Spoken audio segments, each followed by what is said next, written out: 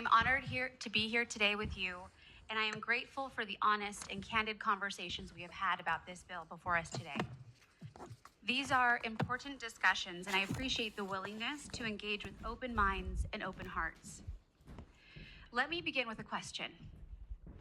What would you do if your daughter, your niece, or your sister lost an athletic scholarship not because she wasn't good enough, but because she was forced to compete against a biological male? What if she was injured? What if her dreams were crushed under the weight of a system that was stacked against her? That's not a hypothetical. It's happening right now in our state and across the country. This is certainly not a fringe issue. A New York Times poll found that nearly 80% of Americans believe biological male athletes should not compete in women's sports, which includes 67% of Democrats. Even Governor Gavin Newsom, widely considered one of the most pro-LGBTQ governors in our state's history, said recently, quote, "It's an issue of fairness. It's deeply unfair. I've been a leader in the LGBTQ space for years, but on the issue of sports, it has exploded, and I think the Democrats have lost that." This matters because it reflects what young female athletes are going through every single day. So what does AB 89 do? It simply requires California Interscholastic Federation to align with federal policy, ensuring that high school girls' competitive sports are reserved for biological females. Let's be clear, it is not about hate. It is not about fear, and it's not right-wing talking points. This is entirely about fairness, safety, and integrity in girls' competitive high school athletics. That's it. It is long past time we have said that aloud. Since 2014, allowing biological males to compete in girls' sports has had devastating consequences. In Ontario, California, a biological male athlete shattered the girls' triple jump record and took first place. In Connecticut, 2 biological male athletes swept first and second in the girls' 400 meters state championship. In Oregon, a biological male won a girls' state track title, knocking deserving young women off of the podium entirely. These aren't isolated cases, they are patterns and they are signals.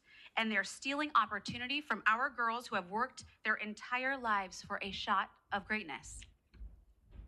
And beyond trophies and placements, there are physical injuries as well. In North Carolina, a 17-year-old girl was knocked unconscious by a spike from a biological male athlete on the opposing volleyball team. In Massachusetts, girls were physically injured during a basketball game, forcing the team to forfeit. In Half Moon Bay, California, a female volleyball player missed the rest of her senior year season due to injuries sustained from a spike by a biological male. This isn't about fairness. It's about protecting the health and well-being and the futures of our daughters. I brought this bill forward because I was in their shoes. I was a high school competitive athlete, and volleyball was my life. Since fourth grade, that is all I wanted to do. I remember the early mornings and the late nights and the grueling practices and the heartbreak of close games. I know what it means to pour everything you have in your sport, to make those sacrifices, to show up when no one is watching, and to fight for every inch of progress. But I never had to compete against someone with a biological advantage I could never overcome. But today's young women do, and I can't imagine how that feels. This bill is for them. It's about standing up and saying, enough, we see you, we believe in you, and we are going to protect you.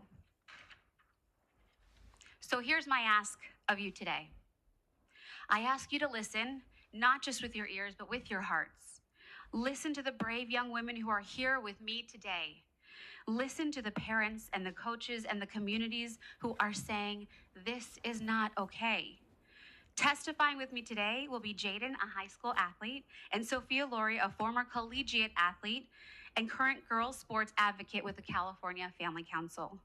Also available to answer technical questions is Dr. Colin Wright, an evolutionary biologist who studies the biology of sex and sex differences. We've all said we want to support women and empower girls. Well, this is our moment to prove it. Let's just not talk about protecting women. Let's actually do it. Thank you. Thank you. The witnesses will have up to 2 minutes each as well. And just because of the limitation in space, any technical witnesses don't have to leave right now, but when our opposition comes up, we'll need those seats for the other opposing testimony as well. Technical witnesses are welcome to sit in the front row. You may begin. My name is Jaden, and I'm a female high school student athlete. For years, I've dedicated myself to track and field, training for countless hours, pushing my limits, and dreaming of competing at the highest level. Through my hard work and dedication, I've worked my way up to being 5th statewide for long jump and 8th for high jump, which increases my likelihood of being recruited for college sports. Now, my dream of competing at the California State Track and Field Championship in 2 months is at risk because a biological male who is currently ranked first place for both long jump and triple jump is allowed to compete in the girls category. Years of training, of long days on the track, and of long weekends at meets, of tough fought victories, all now feel diminished. The opportunities I and so many other female athletes have worked so hard for now feel out of reach. I don't feel like there's such thing as girls' sports anymore. It feels wrong. I don't understand how my hard work, my dedication, my very best can be rendered meaningless by a policy that ignores the differences between males and females.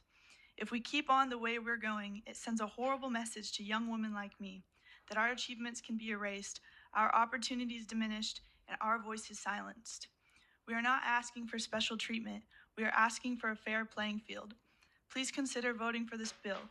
A suggested solution would be to have an open class for competition. Thank you for your time.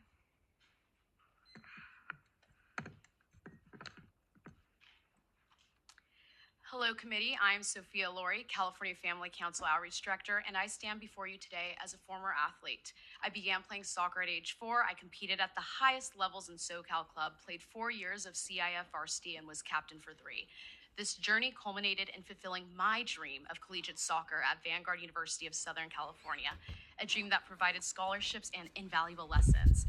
I'm advocating for AB 89 because that dream is being stolen from a generation of girls. Chair Ward, you have stated that we're making a big deal of just a few individuals in girls' sports. Yet, even Governor Newsom, who admits this is deeply unfair, told Bill Maher, I can give you example after example just in my home state. So Chair Ward, let's break down how many girls are affected by even one boy. In soccer, if we had one boy on our team of 25 girls are affected. The 24 having to play with the boy and the one girl who got cut. If we played 14 games a season, now 350 girls are losing their right to fair and safe sports. Why do you not care about the rights of girls? Why do you not care about our safety? And why won't you protect us? AB 89 does not ban anyone from sports. It's simple. Everyone gets to play sports on the team that aligns with your sex. Girls losing roster spots to boys isn't inclusive. It's invasive. Letting males take championship spots isn't progress, it's regressive.